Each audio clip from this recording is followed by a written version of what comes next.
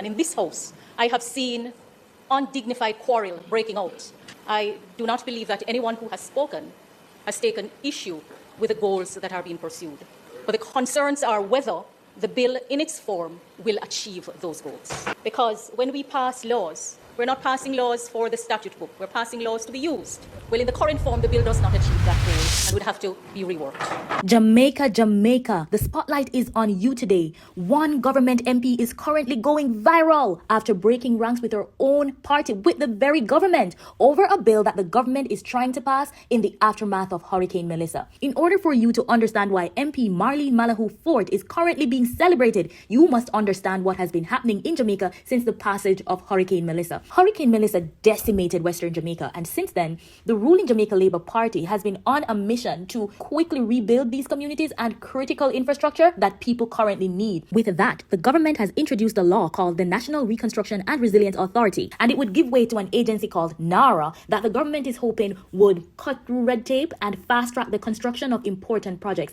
It would also give the agency NARA sweeping powers to just bypass certain agencies and act quickly in delivering critical infrastructure. Since then, Jamaica's opposition has raised many concerns with the legislation. They've said that the government needs to take another look because the law as it currently stands would make this entity a breeding ground for corruption, where power is concentrated in the hands of a few, there would be limited oversight and accountability, and that basically the government would face many claims of mismanagement and corruption if they were to proceed as the bill currently is. Now, all of that's been happening for a while, but the government has been trying to push through this legislation, saying that Jamaica needs to get away from the culture where things are debated and we never see real progress coming to fruition. Now, everything shifted this week. Everything went off the rails when a member of the government, one MP for West Central St. James, Marlene Malahoo Forte, an attorney at law, she rose in the House to give her contribution to this. She basically reiterated all the concerns raised by the opposition, saying she's not rejecting the bill, but she's just urging caution. She also spoke from the perspective of the opposition, saying she doesn't believe they are rejecting the bill,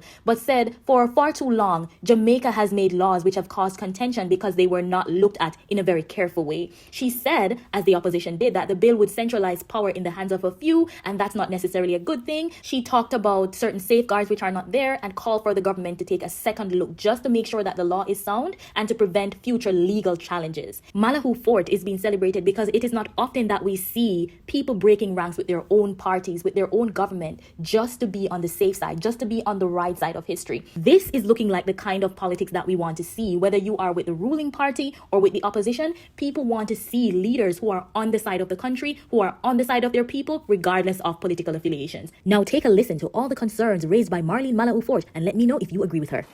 Madam Speaker, my training and experience compels me to not only look at a bill in principle, but also in detail. Because when we pass laws, we're not passing laws for the statute book. We're passing laws to be used. And constitutionally, we're passing laws for the peace, order, and good government of Jamaica. And when the laws are to be used, we have to discover the meaning or effect of words used by the Parliament. And to do so, we cannot escape analysis. Does make an approach theoretical or theatrical.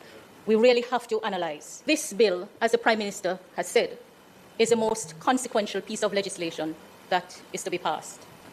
And so, we can't really rush it too much, even though time is of the essence. And I have a full appreciation of what the Prime Minister is seeking to achieve. I do not believe that anyone who has spoken has taken issue with the goals that are being pursued. But the concerns are whether the bill in its form will achieve those goals. The schedule speaks to a CEO and only a CEO. And so if the intention is to constitute the authority with a single office holder, then that is what will be achieved.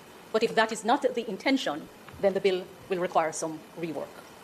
Now, the question naturally arises, in light of the objectives being pursued, whether a single person constituting the authority is the model that we should use. It is an appropriate question to be answered. But beyond that, essentially, the authority will also have the minister who is to step in. So, in essence, the authority, when it boils down to it, will be the CEO and the minister who steps in when the minister so steps in. Now, the issue has been raised about the concentration of power. in many other pieces of legislation, power is concentrated in the minister. The question is whether, in light of the objectives being pursued, this is a model that should be used. That is the live question. As has been said before, the functions are very wide. What jumps out at me, as against the memorandum of objects and reason, is that some of the functions may collide with each other, for want of a better expression, so that we know it is not good practice for anyone to provide oversight duties to self. And so, Clause 4, when you read all of it, you're going to see that, for example, the function of procuring goods, works, and services for the implementation of projects, programs, and plans, and then the function of establishing project management, compliance, monitoring, reporting, and risk management systems necessary for timely, efficient, and effective performance of procurement contracts for the implementation of approved projects, programs, and plan, may run the authority into some trouble and may invite all kinds of genuine concerns. What we find, based on how the bill is drafted, is that you can have self-oversight and you can have self-monitoring. Now, self-monitoring can take place, but I don't know that that is the kind of monitoring that you would want. It was my understanding that the authority would be monitoring other entities and someone else would be monitoring the authority without creating all of the duplications and all of the problems that we are so well aware of. Well, in the current form, the bill does not achieve that goal and would have to be reworked.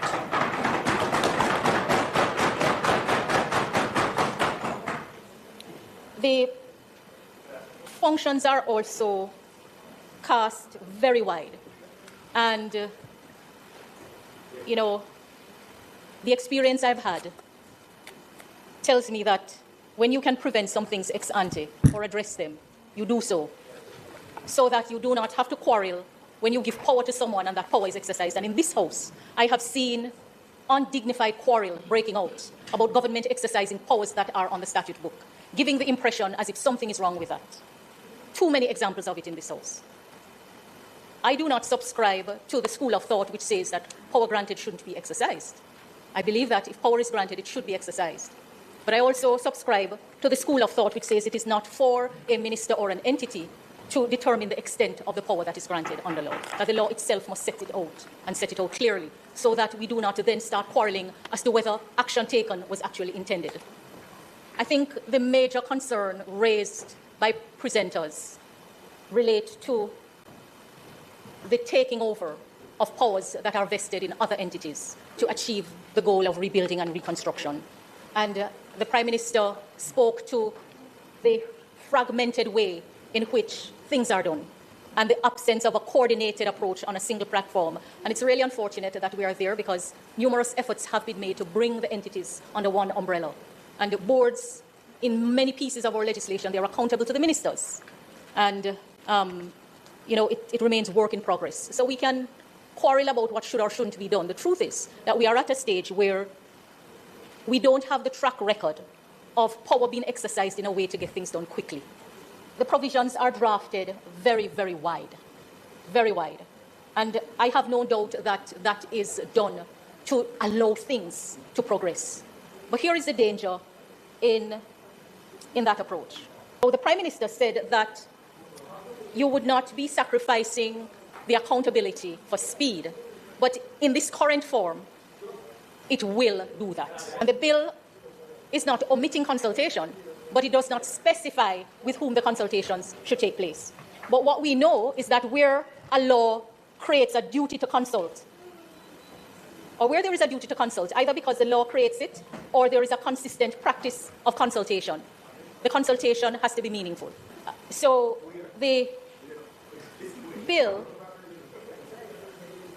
would need some reworking in order to achieve. Don't clap. Before you clap, the member and the minister have already said that time would be allowed to take into account all of the proposals and you look at what amendments have to be made. So that is a decision that has already been taken. So the bill is asking Parliament to grant very wide powers to the authority being the CEO and then the minister who steps in. Very, very wide. Madam Speaker, the bill in its current form will not achieve the goals that are set. Madam Speaker, this matter is so important. I don't know what motivates my colleagues on that side who are clapping. But I know that I am vested in the success of the actions of the government. And so, Madam Speaker, this is too important for us not to have the kind of buy-in and take into account the very valid concerns that have been raised. So, Madam Speaker, on that note, I invite the Prime Minister piloting the bill and the team to take into account the very valid points that have been made. The bill needs some reworking.